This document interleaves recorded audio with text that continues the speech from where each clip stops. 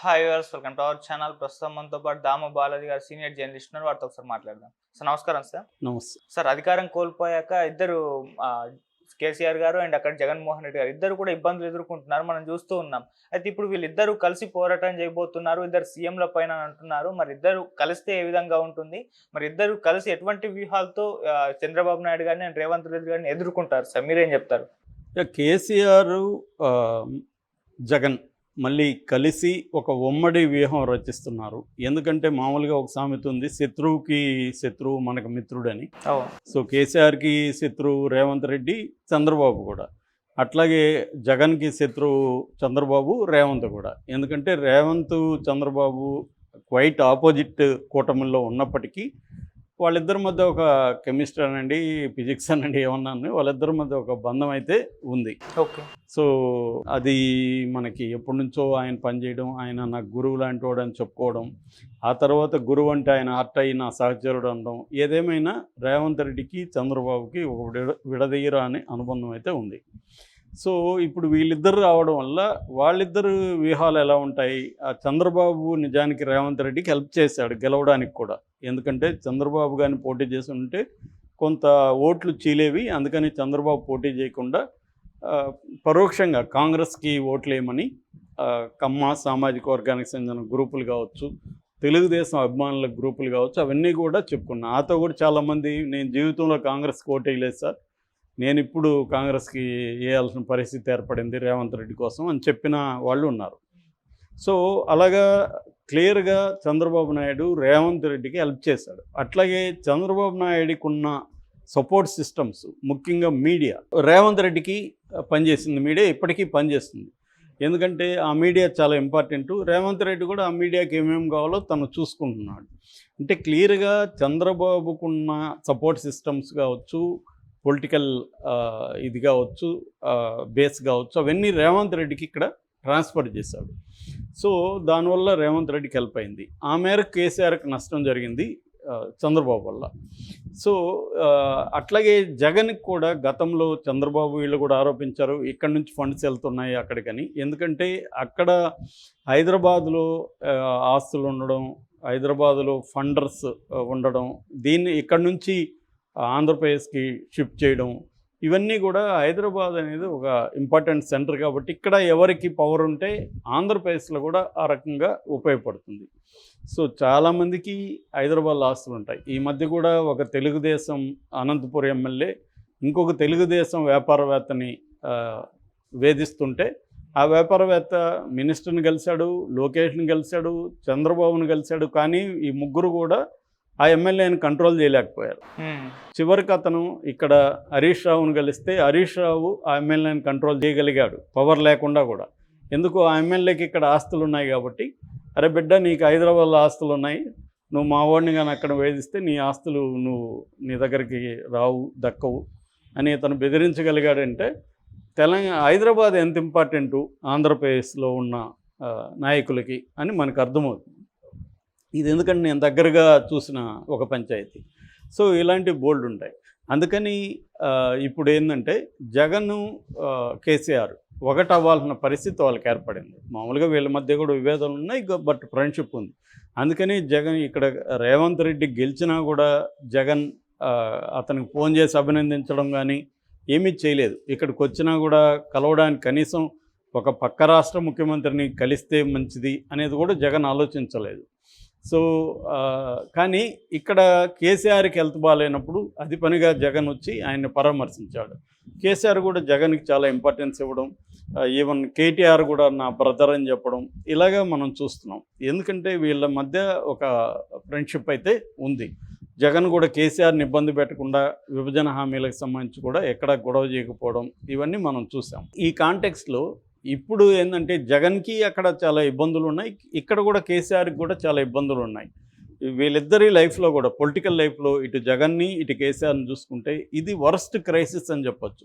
కేసీఆర్కి కూడా తన పొలిటికల్ లైఫ్లో ఎప్పుడు కూడా ఇంత క్రైసిస్ ఆయన ఎదుర్కోలేదు. కూతురు 5.5 ఇయర్స్గా జైల్లో ఉంటే ఆయన ఏమీ చేయలేకపోయాడు.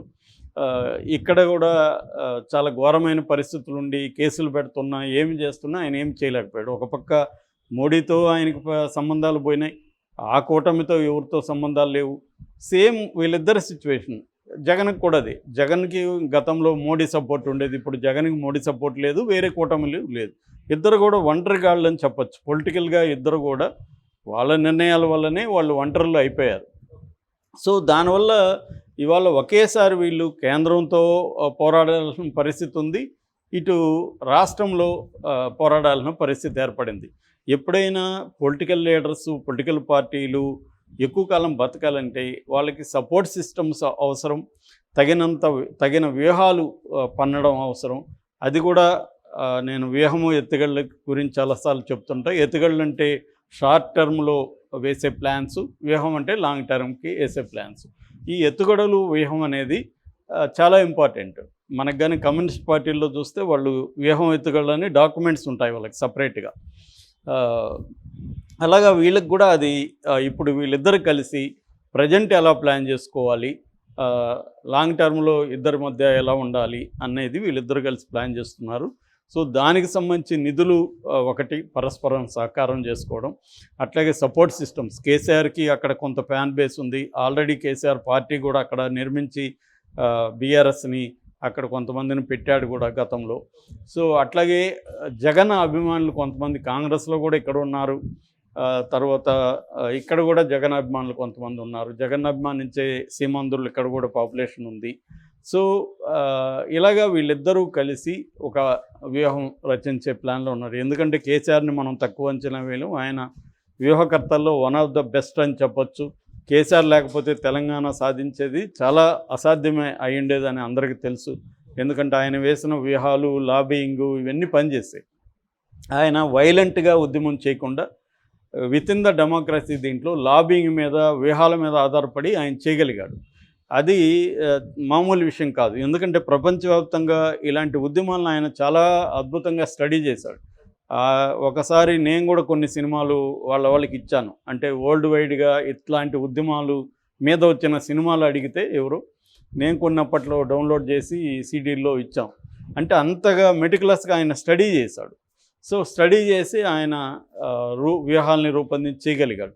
అలాంటిది ఇవాళ క్రైసిస్ ఉన్నంత మాత్రాన, ఓటమి వాళ్ళకి ఎదురైనంత మాత్రాన వాళ్ళని ఏదో ఇంక అయిపోయింది కేసీఆర్ పని, అయిపోయింది జగన్ పని అని చెప్పడానికి లేదు. జగన్కి కూడా బేస్ ఉంది, 40% ఓట్ల షేర్ ఉంది. అతనికి సపోర్ట్ సిస్టమ్స్ చంద్రబాబుతో ఈక్వలెంట్గా లేకపోయినా తన సపోర్ట్ సిస్టమ్ తనకున్నాయి. అట్లాగే ఇప్పుడు ఇండియా కూటమిలో కూడా జగన్ చేరే అవకాశాలు కూడా కనిపిస్తున్నాయి. సో ఆ యాంగిల్లో జగన్కి కూడా కొంత బలం ఉంది.